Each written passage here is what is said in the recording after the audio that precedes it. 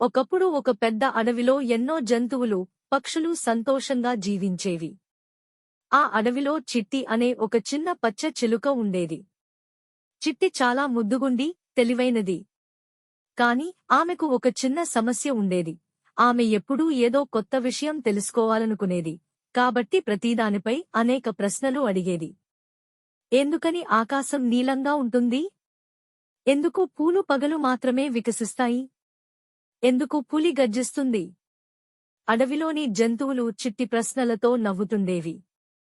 కాని చిట్టికి జ్ఞానం అంటే చాలా ఇష్టం.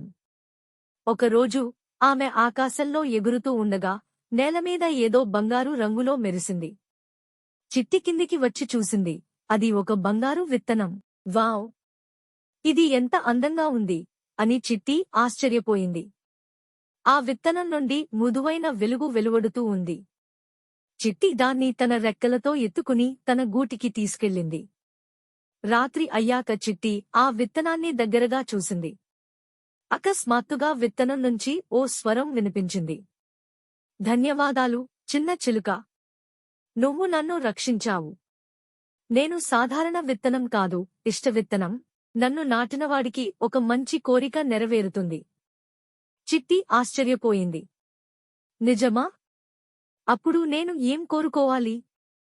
విత్తనం సమాధానం చెప్పింది. నిజమైన హృదయంతో కోరుకున్నది మాత్రమే నెరవేరుతుంది. చిట్టి చాలా ఆలోచించింది. నేను బంగారు గూటి కావాలా? లేక పండ్లతో నిండిన చెట్టు కావాలా అని తనలో తాను ఆలోచించింది. కాని వెంటనే తల ఊపింది. లేదు, నేను ఒక్కదానిగా సంతోషంగా ఉన్నా. కాని మన అడవిలోని పాత మామిడి చెట్టు చాలా బలహీనంగా ఉంది. ఎవరూ దాని దగ్గరికి రావడం లేదు. దానికోసం నేను కోరుకుంటాను. అలా చిట్టి ఆ విత్తనాన్ని పాత మామిడి చెట్టు దగ్గర నాటింది. తరువాతి రోజు ఉదయం ఆశ్చర్యంగా ఏం జరిగిందంటే ఆ చెట్టు పచ్చగా, పుష్టిగా మారింది. కొత్త ఆకులు, పువ్వులు, పండ్లు అన్నీ వచ్చాయి. అడవిలోని జంతువులు పరుగెత్తుకుంటూ వచ్చాయి. వావ్! ఈ చెట్టు మళ్లీ బతికిపోయింది. ఇది ఎవరి మాయ అని అందరూ ఆశ్చర్యపడ్డారు.